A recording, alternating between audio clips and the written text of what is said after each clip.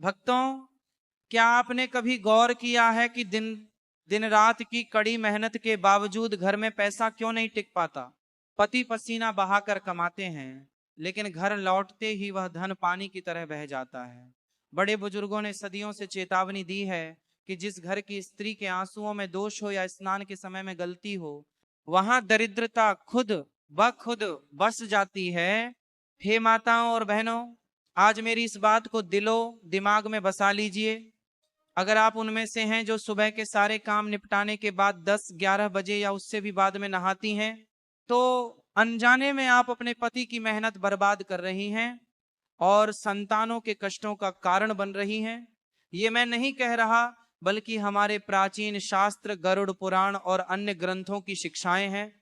एक छोटी सी आदत जिसे आप सिर्फ नहाना समझती हैं, असल में आपके वंश की खुशहाली को बहा रही है। आज बहुत से परिवार गरीबी और परेशानियों में इसलिए जी रहे हैं क्योंकि स्नान के नियम और जल की दिव्य शक्ति को भूल गए हैं। क्या आप चाहती हैं कि लक्ष्मी माता आपके घर से रूठ कर चली जाएं?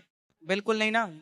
इसलिए भक्तों, हम हाथ जोड़कर विनती करते हैं कि इस संदेश को अंत तक पढ़ें या सुनें। इसमें हर शब्द आपके सोए हुए भाग्य को जगा सकता है। इसे बीच में छोड़ना अपने पैरों पर कुल्हाड़ी मारने जैसा होगा।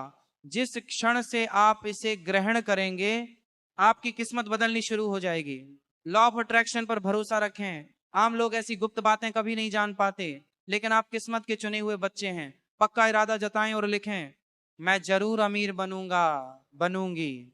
अगर आप सच में देवी लक्ष्मी का आशीर्वाद चाहते हैं, तो इस जानकारी को हल्के में न लें।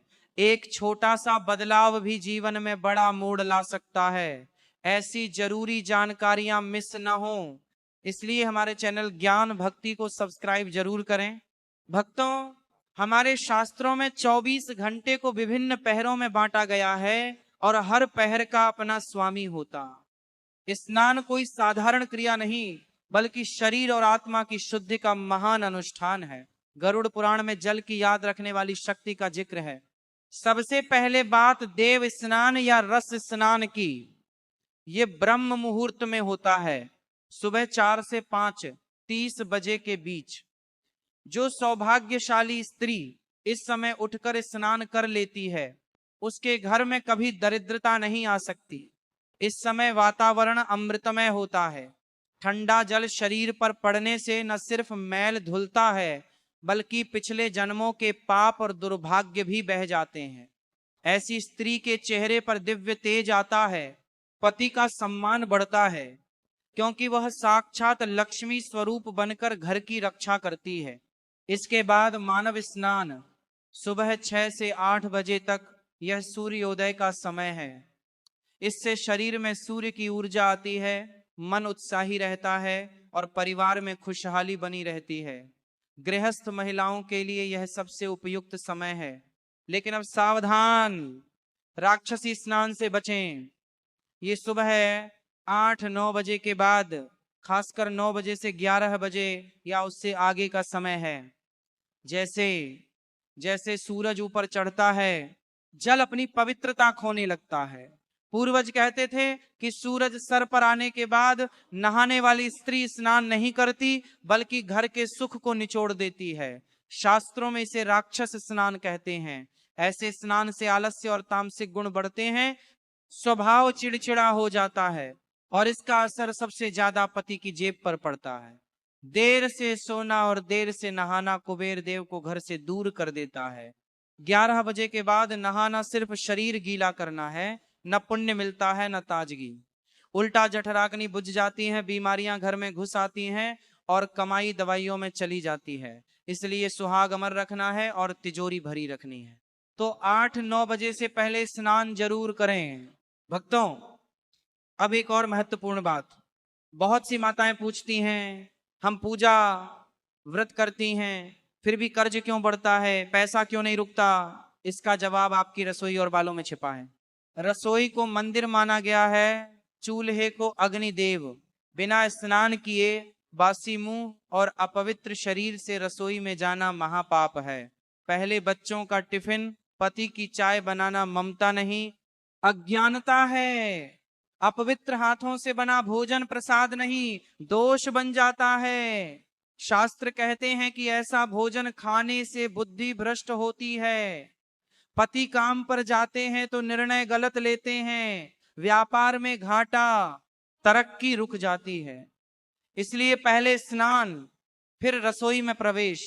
दूसरी बड़ी गलती, गीले बालों से घर में घूमना। बालों से टपकता पानी घर की पूंजी बहने का संकेत है।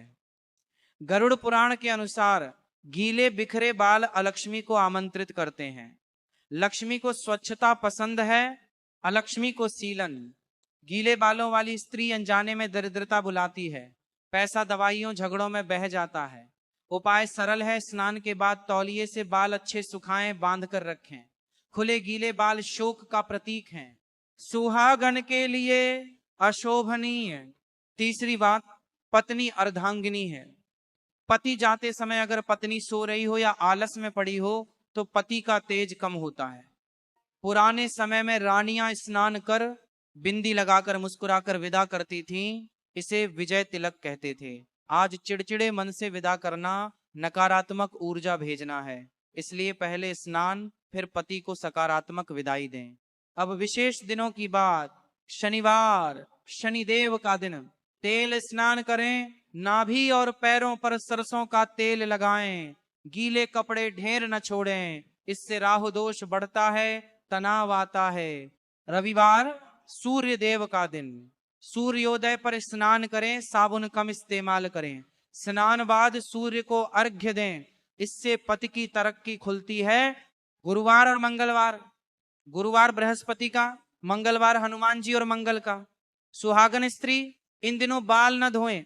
गुरुवार को बाल धोने से बरकत और पति की आयु बह जाती है, मंगलवार को बाल धोने से कर्ज बढ़ता है, रक्त रोग आते हैं। अगर जरूरी हो तो हल्दी या दूध मिलाकर करें, लेकिन आदत न बनाएं। इन दिनों कपड़े धोना, कबाड़ निकालना भी वर्जित। वास्तु की बात, बाथरूम में खाली बाल्टी न छोड़ें, थोड़ा पानी रखें, दरवाजा बंद रखें। टपकता नल पैसा बहने का संकेत है, टूटा आईना मग न रखें। स्नान के दौरान रोना या गाना न करें, शांति से इष्ट का नाम लेकर करें। जल को सिद्ध करें, तर्जनी से त्रिभुज बनाएं, हर हर गंगे जपें, नमक डालकर बुरी नजर हटाएं। गुरुवार को हल्दी, शुक्रवार को दूध डालें। स्नान दिशा पूर्व या उत्तर मुख करके, स्नान बाद पहले इष्ट को नमस्कार, फिर बिंदी सिंदूर। भक्तों, जागरण से सवेरा है, आज से नियम बनाएं, पहले स्नान फिर काम। 21 दिनों में बदलाव दिखेगा, तनाव कम, पढ़ाई अच्छी, पैसा टिकेगा। आप घर की लक्ष्मी हैं, नियम पालन से नारायण प्रसन्न होंगे। ज्ञान भक्ति चैनल सब्सक्राइब करें, कमेंट में लिखें मैं अमीर बनूंगा और जय लक्ष्मी माता। अगले वीडियो में रात को सिरहाने क्या रखें बताएंगे। अपना और परिवार